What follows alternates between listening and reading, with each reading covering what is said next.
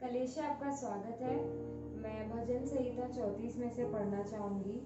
मैं हर समय यहोवा को धन्य कहा करूंगा, उसकी स्तुति निरंतर मेरे मुख से होती रहेगी। मैं यहोवा पर घमंड करूंगा, नम्र लोग यह सुनकर आनंदित होंगे। मेरे साथ यहोवा की बड़ाई करो और आओ हम मिलकर उसके नाम की स्तुति करें। हमें आइए हम सब खड़े होते हैं और प्रभु की स्तुति और आराधना करते हैं। प्रभु तेरा धन्यवाद करते हैं शाम के समय के लिए। प्रभु धन्यवाद करते हैं प्रभु, हम तेरी स्तुति और तेरी आराधना कर सकते हैं प्रभु। धन्यवाद करते हैं प्रभु कि तूने हमें आज़ादी दी है प्रभु, कि हम तेरे प्यार में खड़े होकर प्रभु तेरी स्तुति आराधना कर सकते हैं प्रभु। मांगते हैं प्रभु कि आज जैसे हम तेरी स्तुति आराधना करें, तुझी को सारी महिमा, सारा आदर और सारा गौरव मिले प्रभु, क्योंकि केवल तू उसके योग्य है। तेरे नाम में मांगते हैं, आमीन।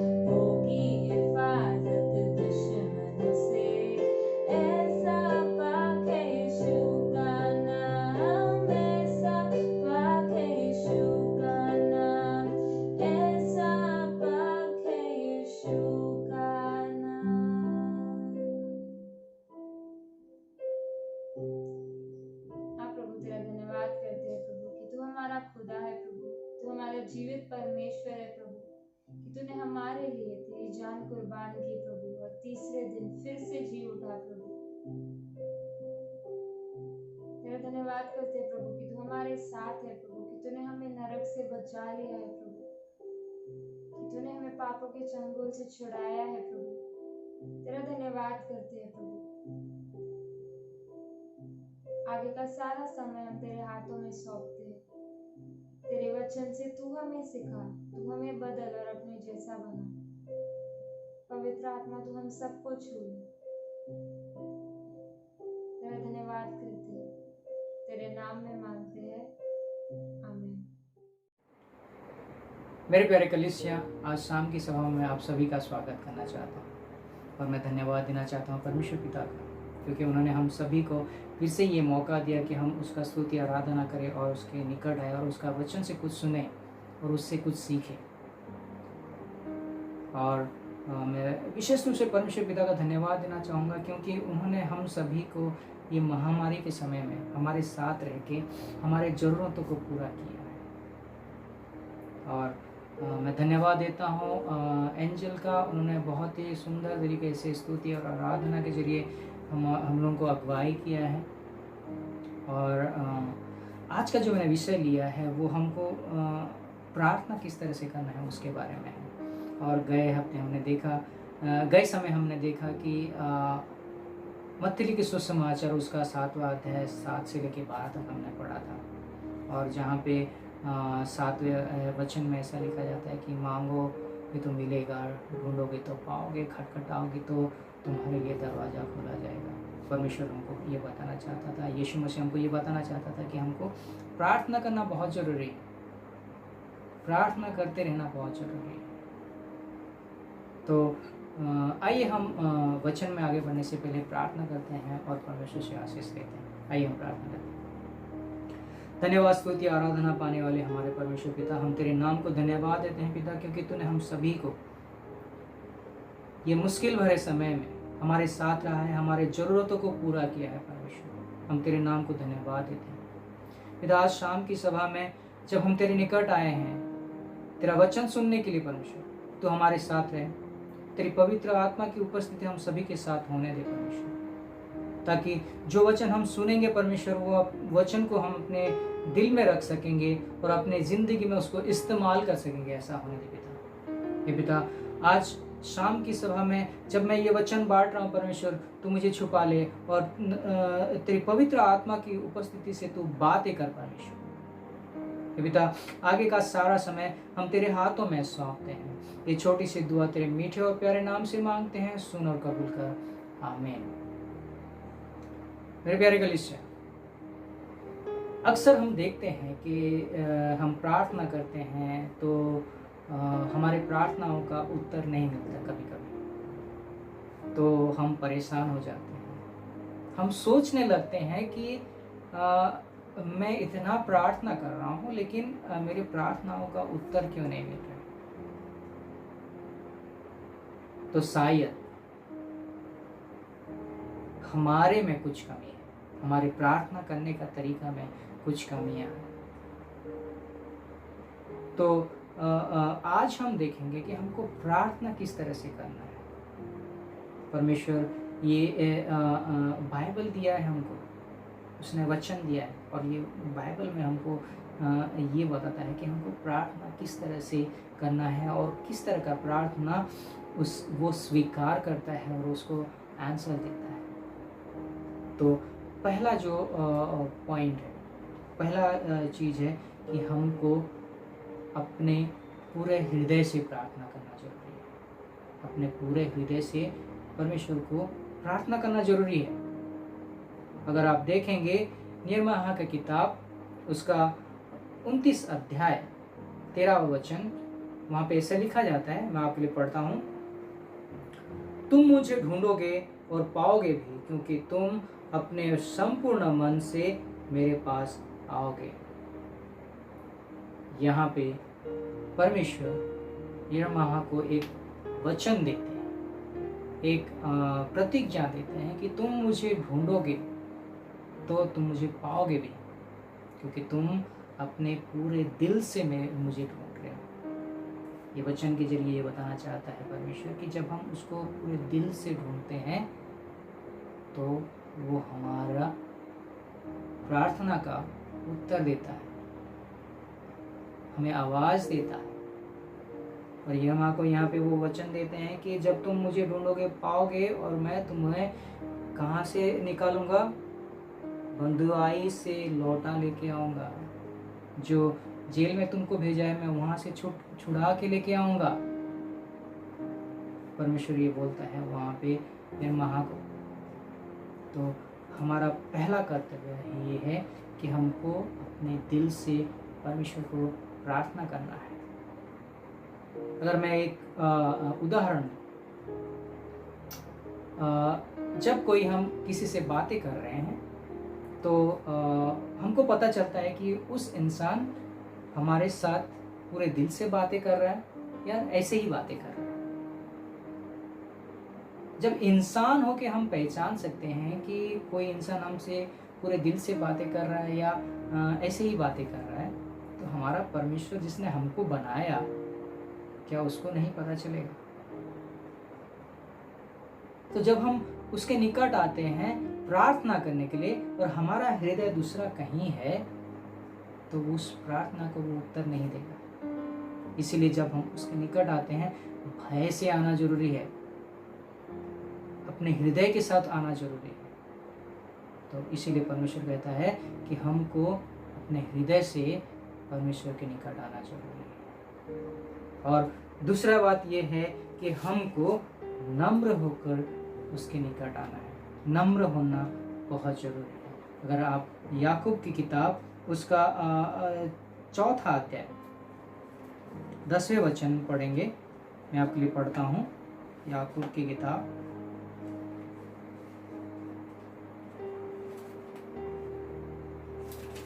4 अध्याय उसका 10वें वचन, प्रभु यहाँ पे ऐसे बताता है, प्रभु के सामने दीन बनो तो वह तुम्हें शिरोमणि बनाएगा। प्रभु के सामने जब हम अपने आप को दीन बनाएंगे तो वो हमको शिरोमणि बनाएगा, वो हमको आशीष देगा। और जब हम देखते हैं यीशु मसीह जब इस जगत पे था, वो दृष्टांत के जरिए लोगों को बताता था। और लूका लिखित सुसमाचार उसका 18 अध्याय अगर आप देखेंगे 9 से लेके 14 तक, लूका लिखित सुसमाचार मैं आपके लिए पढ़ता हूँ। लूका लिखित सुसमाचार उसका 18 अध्याय 9 से अगर आप पढ़ेंगे 14 तक, वहाँ पे लिखा जाता है कि वहाँ पे 2 व्यक्ति के बारे में लिखा जाता है। एक फरीसी है और एक चुंगी लेने वाला के बारे में लिखा है। जो फरीसी है वो अपने आप को बहुत धर्मी सोचता है, अब उसके अंदर बहुत घमंड है, क्योंकि वो सप्ताह में 2 बार वो क्या करता है, वो उपवास प्रार्थना करता है और वो अपने जो कमाई है उसका पूरा दशमांश देता है। इसीलिए उसके मन में बहुत घमंड है, अहंकार है उसके अंदर। और वो जाके मंदिर में जाके प्रार्थना करता है, अपने मन में प्रार्थना करता है, बोलता है कि हे परमेश्वर देख, मैं ये सब करता हूँ, अपना दशमांश देता हूँ, उपवास प्रार्थना करता हूँ और लोगों का बुराई नहीं करता। लेकिन चुंगी लेने वाला वहाँ पे जाता है, अपना सर को भी उठाने के लिए वो डरता है और वो अपना सर झुका के अपने छाती पीट पीट के रो के बोलता है, मैं पापी हूँ, प्रभु इस पापी को क्षमा कर। वो यहाँ पे हम देखते हैं कि उसने अपने आप को नम्र किया, उस चुंगी लेने वाले ने अपने आप को नम्र किया। और हम देखते हैं यीशु मसीह यहाँ पे बताते हैं कि अगर आप देखेंगे 14वां वचन, वहाँ पे ऐसे लिखा जाता है, मैं तुमसे कहता हूँ कि वह दूसरा नहीं परंतु यही मनुष्य धर्मी ठहराया जाकर अपने घर गया। क्योंकि जो कोई अपने आप को बड़ा बनाएगा वह छोटा किया जाएगा, और जो अपने आप को छोटा बनाएगा वह बड़ा किया जाएगा। यीशु मसीह यहाँ पे हमको बताते हैं कि जब हम अपने आप को नम्र करते हैं, परमेश्वर हमको ऊंचा उठाता है, परमेश्वर हमारा प्रार्थना का उत्तर देता है। और परमेश्वर हमको आशीष देता है। जब हम प्रार्थना करते हैं नम्र होकर, भय से उसके निकट आते हैं, तो वो हमको आशीष देता है, आशीर्वादित करता है, हमारी प्रार्थना को सुनता है। और तीसरी बात जो है, हमको प्रार्थना सजाग रह के करना है, जागते रह के करना है। अगर आप देखेंगे मत्ती लिखित सुसमाचार उसका 26 अध्याय 41वां वचन मैं आपके लिए पढ़ता हूँ। इसका बैकग्राउंड मैं बता देता हूँ। जहाँ पे यीशु मसीह अपने चेले लोगों के साथ गेत्सेमनी जो गार्डन है, जो बगीचा है, वहाँ पे जाके प्रार्थना करते थे। और वहाँ पे वह पतरस और जब्दी के दोनों पुत्रों के साथ ले गया और उदास और व्याकुल होने लगा। और वो जब पतरस और जब्दी के बेटे को लेके जाते हैं और प्रार्थना करने के लिए ले जाते हैं। और उस समय वो बोलते हैं कि तुम प्रार्थना करते रहो, मैं भी प्रार्थना करने जा रहा हूँ, मैं अपने परमेश्वर पिता से बात करने जा रहा हूँ, और उसी समय तुम भी प्रार्थना करते रहो। लेकिन जब वो प्रार्थना करके वापस आता है, वो देखता है कि ये लोग सोए हुए हैं।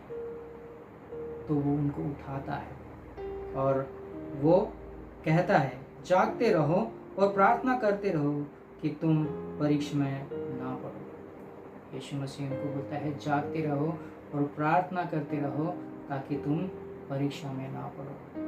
तो हमको हर वक्त सजाग रहना है और प्रार्थना करते रहना है। अगर कोई व्यक्ति 3 बजे या रात के 2 बजे आप सोए हुए हो और आपको आके उठा के फ़ोन करके बोलता है कि तुम्हारे घर में ऐसी चीज़ें हो गई हैं, किसी का दुर्घटना हो गया है, कोई बीमार हो गया है, उसको हॉस्पिटल लेके जाना ज़रूरी है, तो हमारा नींद जो है वो खुल जाएगा, हमारा पूरा नींद खुल जाएगा। तो परमेश्वर चाहता है कि जब हम उसके निकट आते हैं तो जागते रहना चाहिए। हम हमारे मन में, हमारे शरीर में नींद नहीं होना चाहिए, नींद नहीं आना चाहिए। तो हमको परमेश्वर के निकट आने के समय जागते, सजाग, सतर्क रह के प्रार्थना करना जरूरी है। और चौथा जो विषय है, हमको उसके निकट जब आते हैं, हमको हमारा जो प्रार्थना है वो संघर्ष की तरह होना जरूरी है। अगर आप देखेंगे रोमियो का किताब 15वां अध्याय 30वां वचन मैं आपके लिए पढ़ता हूँ। यहाँ पे ऐसे लिखा जाता है, हे भाइयों, हमारे प्रभु यीशु मसीह के और पवित्र आत्मा की प्रेम का स्मरण दिलाकर मैं तुमसे विनती करता हूँ कि मेरे लिए परमेश्वर से प्रार्थना करने में मेरे साथ मिलकर लौलीन रहो। लौलीन रहो, यहाँ पे वो बोलते हैं कि लौलीन रहो। लौलीन रहो का मतलब है, अगर हम इंग्लिश बाइबल में पढ़ते हैं वहाँ पे तो स्ट्रगल करना लिखा है, वहाँ पे ऐसे लिखा है स्ट्रगल करते हो। सो यहाँ पे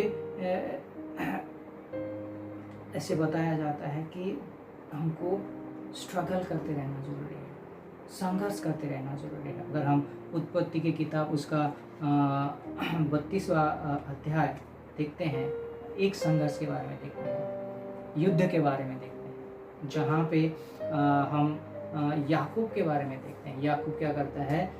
संघर्ष करता है, युद्ध करते रहता है आशीर्वाद पाने के लिए। और मैं आपके लिए पढ़ता हूँ उसका 26वां वचन से आगे मैं पढ़ता हूँ। तब उसने कहा, मुझे जाने दे क्योंकि भोर होने वाला है। याकूब ने कहा, जब तक तू मुझे आशीर्वाद ना दे तब तक मैं तुझे जाने नहीं दूंगा। और ये 22 के बाद अगर आप पढ़ेंगे वहाँ पे ऐसे लिखा जाता है, याकूब क्या है? मल्ल युद्ध करता है। परमेश्वर का एक दूत रहता है, दूत के साथ वो युद्ध करते रहता है, मल्ल युद्ध करते रहता है। वहाँ पे उनका कसरत चलता रहता है, एक दूसरे के ऊपर युद्ध करते रहते हैं। और तभी याकूब छोड़ता नहीं, और जब तक उसको आशीर्वाद नहीं मिलता है वो कसरत करते रहता है।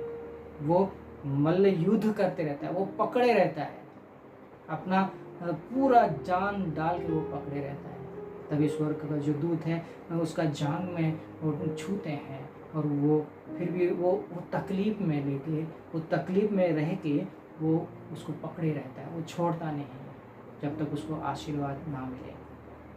मेरे प्यारे कलीसिया, जब हम देखते हैं कसरत करना, मेहनत करना, स्ट्रगल करना हम लोगों का ज़िंदगी में है। एक अगर हम एक चाषी के विषय में, फार्मा के बारे में देखेंगे, जो चाषी जो होते हैं, जो फार्मर होते हैं, लोग क्या करते हैं, पूरा साल भर मेहनत करते हैं, स्ट्रगल करते हैं, संघर्ष करते हैं कि उनका फसल अच्छा हो, और उसके बाद साल के आखिरी में उनको, जब वो मेहनत करते हैं, मिट्टी में मेहनत करते हैं, उनको अच्छा फल मिलता है। तो इसी तरह हमको भी स्ट्रगल करना है, प्रार्थना में स्ट्रगल करना जरूरी है। तो जब हम प्रार्थना में स्ट्रगल करते हैं, परमेश्वर उस प्रार्थना का उत्तर देता है। और हमको और क्या चीज़ करना है, हमको पवित्र आत्मा के साथ प्रार्थना करना जरूरी है। 5वां विषय है, हमको पवित्र आत्मा के साथ प्रार्थना करना जरूरी है। एफिसियों की किताब उसका 6 अध्याय 18वें वचन में अगर आप देखेंगे, मैं आपके लिए पढ़ता हूँ। एफिसियों का किताब 6 अध्याय 18वां वचन, हर समय और हर प्रकार से आत्मा में प्रार्थना और विनती करते रहो। यहाँ पे ऐसे लिखा जाता है, हर समय हमको आत्मा के साथ प्रार्थना करना जरूरी है। जब हम आत्मा के साथ प्रार्थना करते हैं, पवित्र आत्मा के साथ प्रार्थना करते हैं, पवित्र आत्मा को जब हम प्रार्थना करते रहते हैं, उस समय हमको निमंत्रण करना जरूरी है।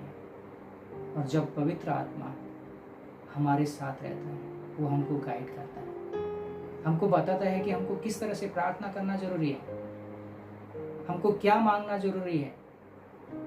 पवित्र आत्मा हमको गाइड करते रहता है। इसीलिए जब हम प्रार्थना करते हैं, पवित्र आत्मा का उपस्थिति बहुत जरूरी है। तो हमको पवित्र आत्मा को सानिध्य, पवित्र आत्मा को उपस्थिति में प्रार्थना करना जरूरी है। और 6th जो पॉइंट है, 6ठा जो पॉइंट है, हमको प्रार्थना निरंतर करना है। ऑलवेज प्रे, ऑलवेज, निरंतर हमको प्रार्थना करना जरूरी है। अगर आप देखेंगे 1 थिस्सलुनीकियों की किताब उसका 5वां अध्याय 17वां वचन, मैं आपके लिए पढ़ता हूँ।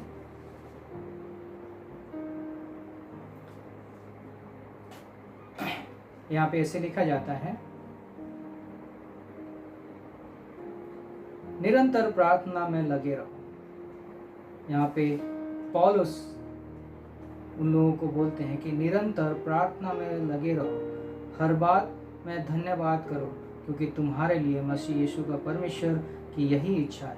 आत्मा को न बुझाओ, भविष्यवाणी को तुच्छ न जानो, सब बातों को परखो, जो अच्छा है उसे पकड़े रहो, सब प्रकार की बुराई से बचे रहो। तो हमको क्या करना है, निरंतर प्रार्थना करते रहना है, कंटिन्यूअसली प्रार्थना करते रहना है, हर रोज प्रार्थना करते रहना है। अब जब देखते हैं हम यीशु मसीह के बारे में, वो हर रोज पहाड़ में जाता था प्रार्थना करने के लिए, अपने पिता से बातें करने के लिए जाता था, वो बगीचा में जाता था, वो गेत्सेमनी जो गार्डन है वहाँ पे जाता था प्रार्थना करने के लिए।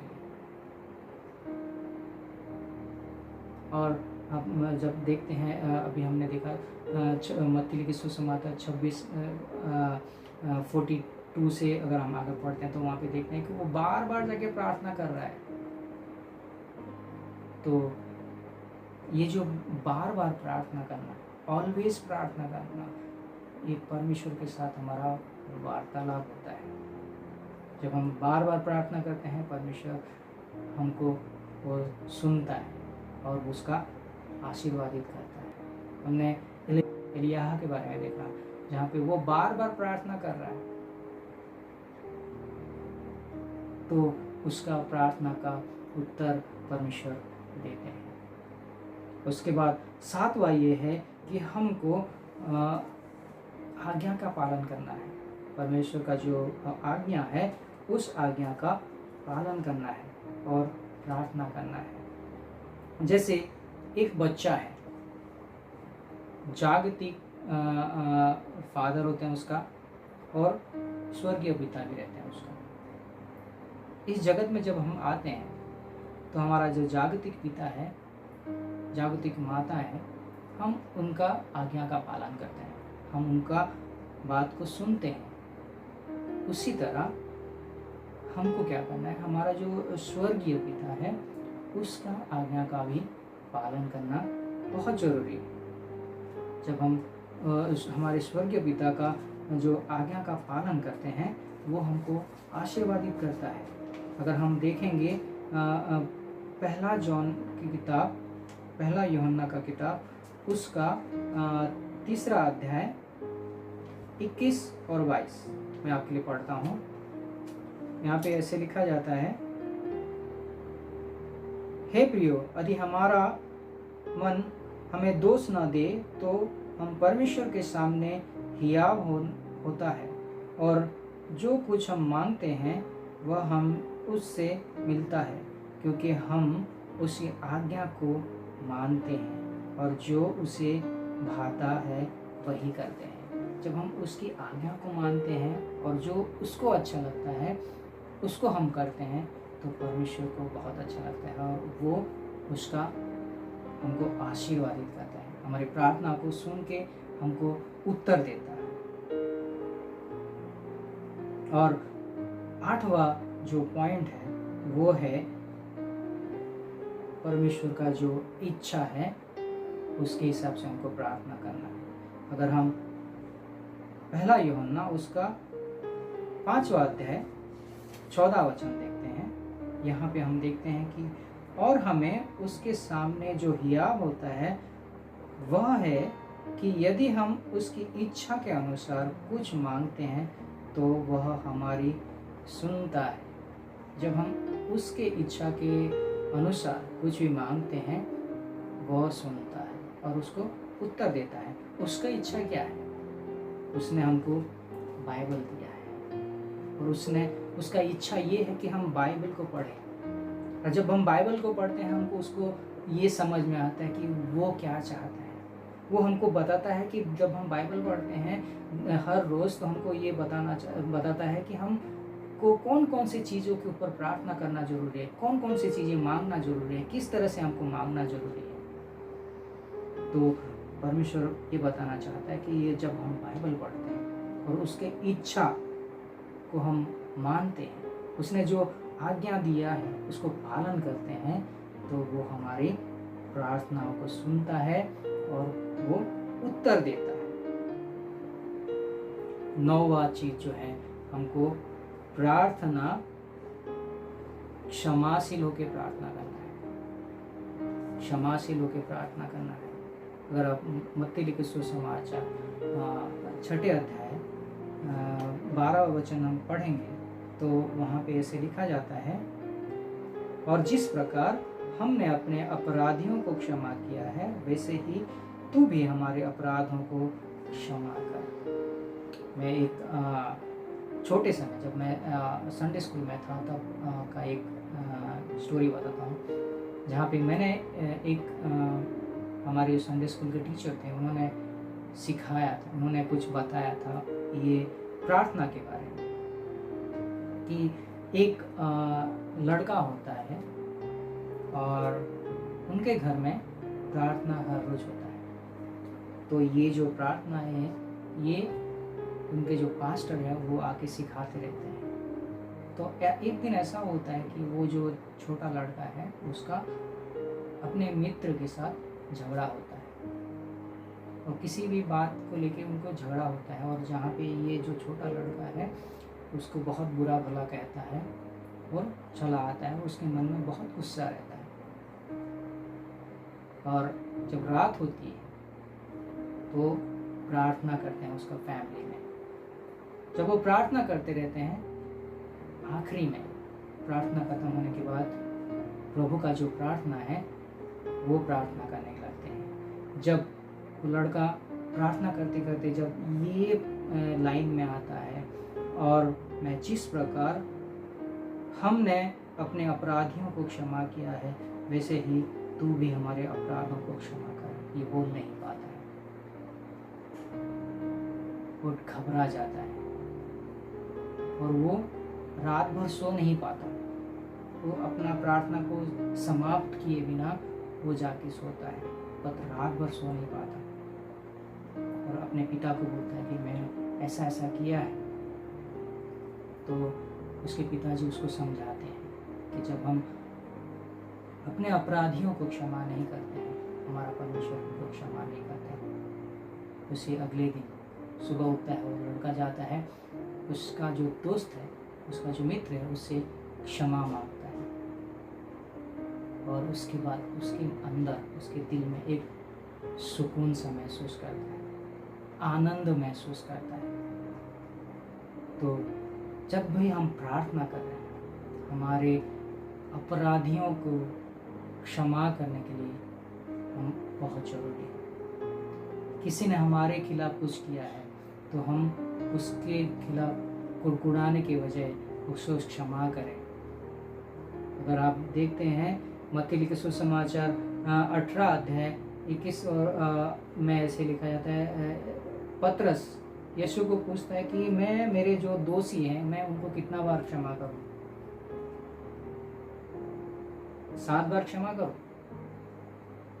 तो यीशु वहाँ पे उसको बोलते हैं कि 7 बार नहीं, 70 बार 7। तो हमको हमारे जो अपराधियों को कितना बार क्षमा करना है। तो जब हम क्षमा करते हैं, परमेश्वर हमको क्षमा करता है और हमारे प्रार्थना का वो उत्तर देता है। और 10वां जो पॉइंट है, हमको विश्वास में प्रार्थना करना है। ये बहुत ही महत्वपूर्ण चीज़ है। अगर हम देखेंगे मत्ती लिखे सुसमाचार उसका 21 अध्याय, मत्ती लिखे सुसमाचार 21 अध्याय में आपके लिए पढ़ता हूँ।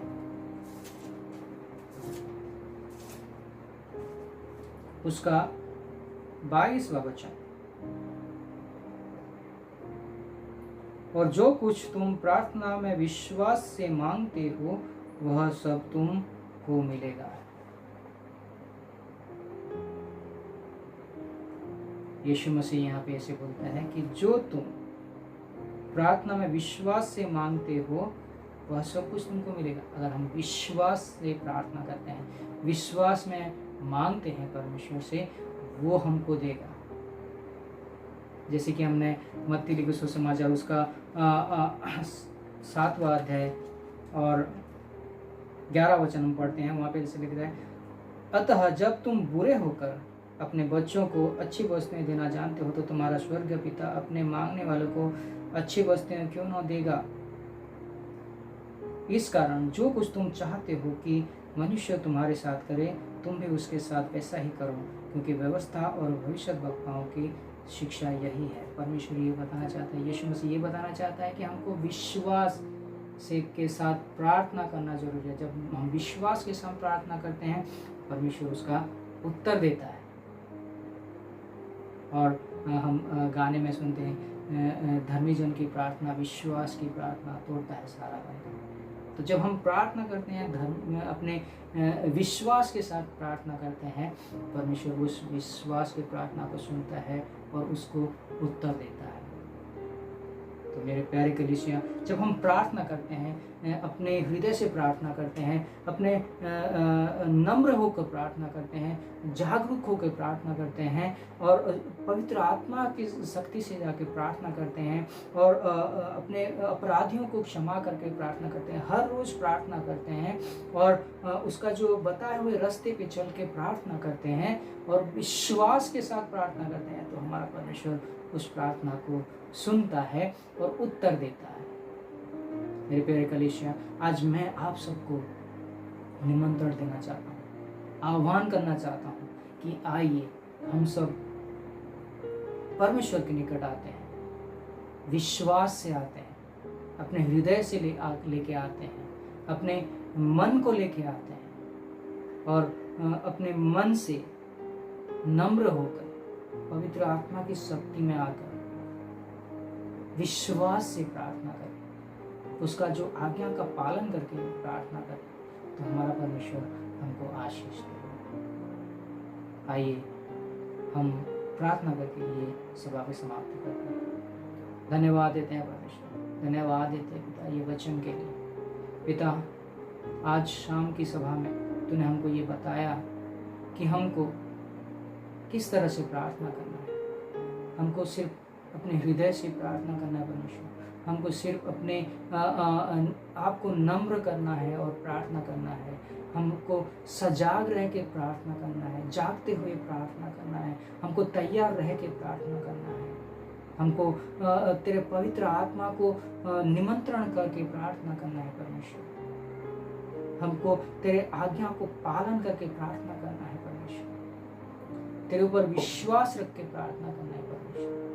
हे परमेश्वर, ये शक्ति दे परमेश्वर, ताकि हम ये समझ सके कि हमको तेरे निकट कैसे आए और तेरे निकट आके प्रार्थना किस तरह से करें। हे परमेश्वर, तुम सभी को आशीषित कर। हे परमेश्वर, ये छोटी सी दुआ तेरे मीठे और प्यारे नाम से मांगते हैं, सुन और कबूल कर। आमीन।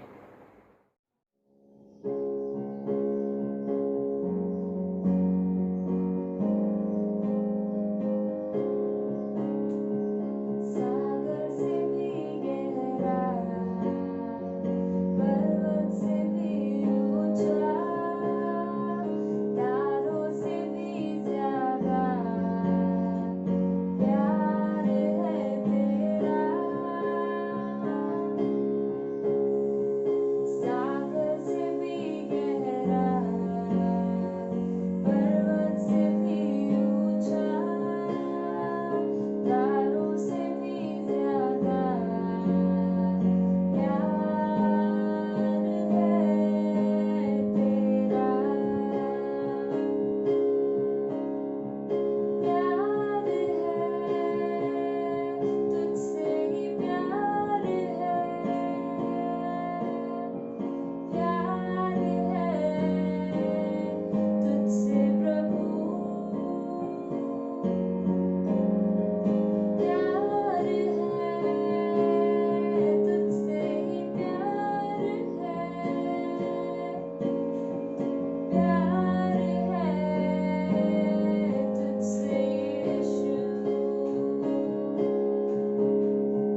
हालेलुया, हालेलुया, प्यार है तुझसे। हालेलुया, हालेलुया, प्यार है तुझसे।